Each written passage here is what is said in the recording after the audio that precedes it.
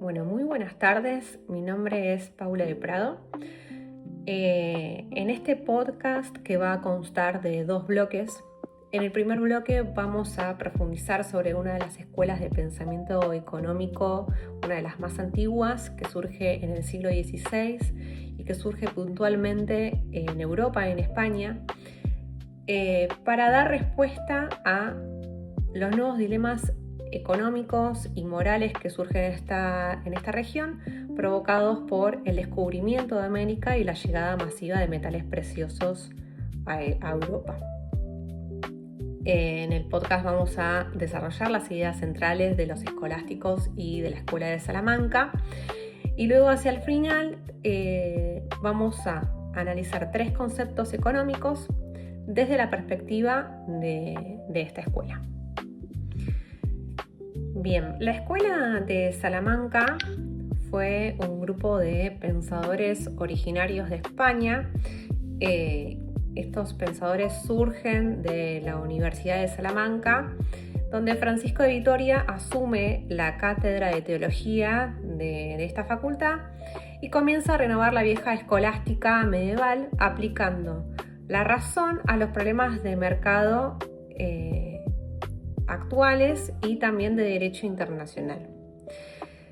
La diferencia principal radicaba en que la nueva escuela abordaba el análisis de la economía entendiendo el nuevo paradigma económico, donde el valor de los bienes comienza a ser subjetivo y que va a depender de diferentes factores como la escasez, la utilidad y el precio que estima el público en común.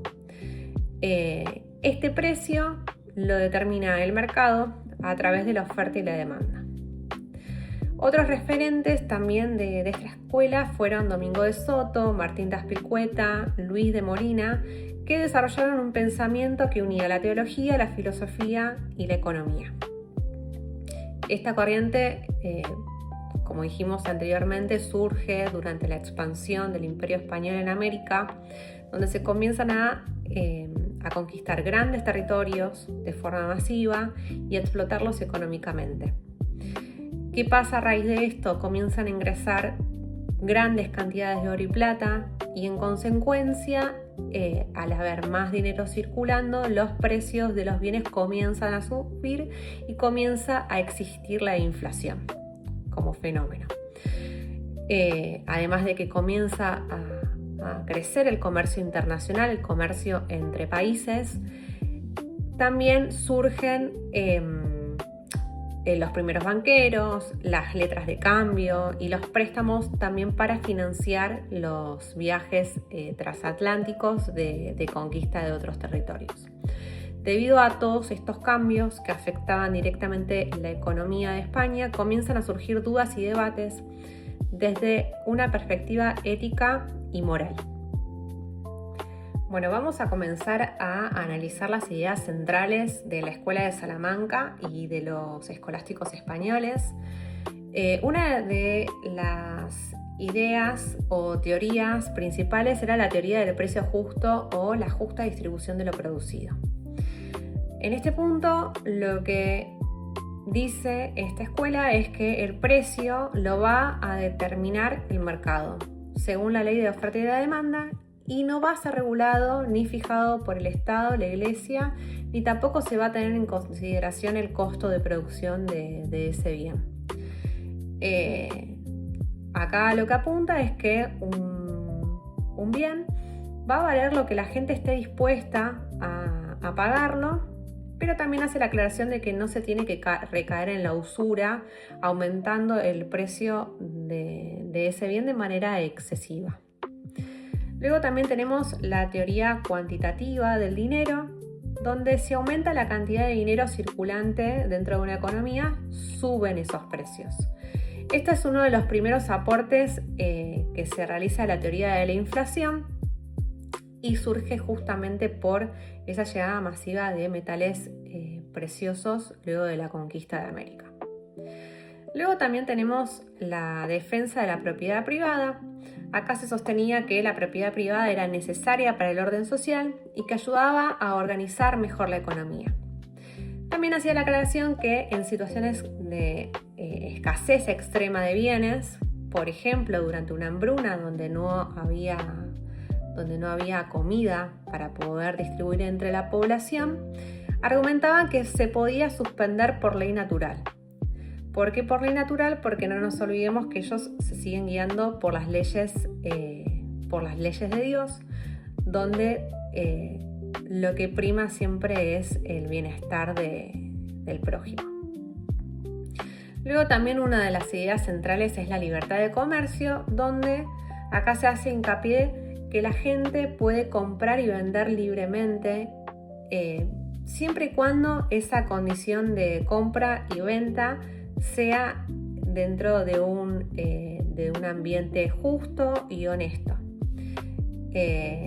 Y obviamente el Estado tampoco puede intervenir dentro de esa transacción. Luego también tenemos la legitimidad del interés. Según la vieja escolástica estaba mal, estaba prohibido, era pecado prestar con dinero con intereses. Y lo que hace la escolástica nueva es considerar que no estaba mal cobrar intereses mientras estos intereses no sean excesivamente altos e injustos, ya que lo que argumentaban es que cuando un prestamista asume el riesgo de prestar ese dinero, también asume el costo de poder llegarlo a perder en un futuro porque esa persona no podía devolverle aquello que le prestó. Y acá surge la idea del lucro cesante. Martín de Azpilcueta aporta también el concepto de la preferencia temporal, donde un bien presente va a valer más en el mercado que un bien futuro. Por lo tanto, el interés para ellos es una compensación justa a ese dinero que se presta en ese momento. Luego también hacen un análisis ético de la economía. En este punto buscaban que la economía sea libre pero también sea justa y no separaban la economía de la moral. Básicamente lo que hacían era analizar si las prácticas comerciales eran lícitas o no y si eran moralmente éticas. Sostenían que la búsqueda del beneficio no era algo malo, o sea, no estaba mal buscar un beneficio a través de la comercialización, pero que esto se tiene que orientar al bien común, al bien de la familia, no a realizar una actividad extorsiva. Un ejemplo actual donde se aplica el libre comercio de oferta y de demanda, pero que según la escuela que venimos estudiando, la escuela de los escolásticos, entraría en un profundo conflicto ético, es el mercado de los medicamentos recetados y de los insumos médicos.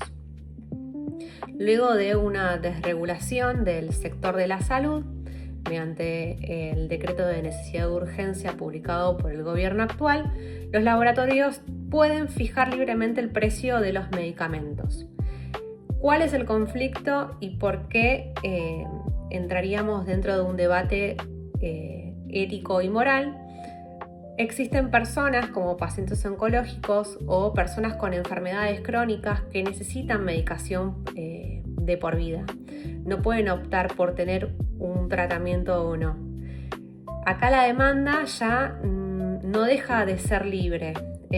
¿Por qué? Porque esta persona que está enferma, este comprador, está obligada a aceptar el precio que se instala en el mercado de ese medicamento.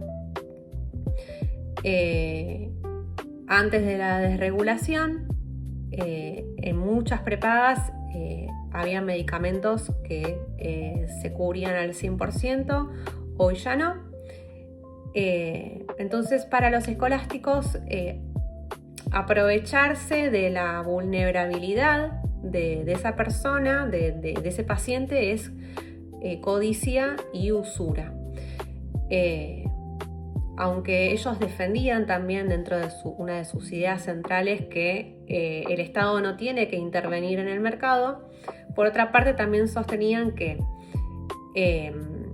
existía la obligación moral ante Dios de que el comerciante tenía que cuidar al prójimo y que la vida siempre se ubica por encima de cualquier beneficio económico. Bueno, para el bloque número 2 vamos a explicar 3 conceptos económicos y los vamos a analizar desde la perspectiva de la Escuela de Salamanca. El primer concepto económico va a ser la escasez de recursos. Significa que las cosas no van a alcanzar para todos, o sea, los recursos son finitos, pero que las necesidades humanas no lo son. Por eso le vamos a asignar un valor a estos bienes. El problema siempre va a radicar en que los individuos y los gobiernos van a estar obligados a elegir qué necesidades satisfacer y cuáles no. Según la Iglesia, el precio de las cosas, de los bienes, se debía fijar según el costo y el esfuerzo de fabricación. Sin embargo, los escolásticos de la nueva escuela, liderados por Luis de Molina, introducen el concepto de que las cosas valen por su escasez y por cuánto lo necesita la gente. Y a través de este análisis, Molina, tanto Molina como Tomás de Mercado, generan una relación entre lo que se necesita versus lo que se encuentra disponible. Otro de los conceptos de los cuales vamos a ahondar es el costo de oportunidad. El costo de oportunidad es aquello a lo que se renuncia cuando se elige hacer una cosa en lugar de otra. Por ejemplo, lo que no ganás o lo que no disfrutás cuando elegís una opción por sobre otra. Con relación a esta escuela, podemos decir que durante el siglo XVI, la Iglesia prohibía cobrar intereses por préstamos ya que los consideraba una usura. Y esta usura era pasible de castigo. Sin embargo, los teólogos de esta escuela, tanto Martín de Azpilcueta como Domingo de Soto, defendieron a los comerciantes usando la idea de lucro cesante. Y explicaron que si prestás dinero y renunciás a la oportunidad de usarlo para otra cosa en tu beneficio propio o en tu propio negocio, estaba justificado que cobres intereses por ese dinero prestado. Y luego, por último, el último concepto en el que vamos a explicar es la economía positiva versus la economía normativa. La economía positiva va a describir el mundo como es, los hechos reales de la economía, y la economía normativa siempre va a opinar sobre lo que debería ser según la moral o según la política. Los miembros de esta escuela eran teólogos y filósofos morales.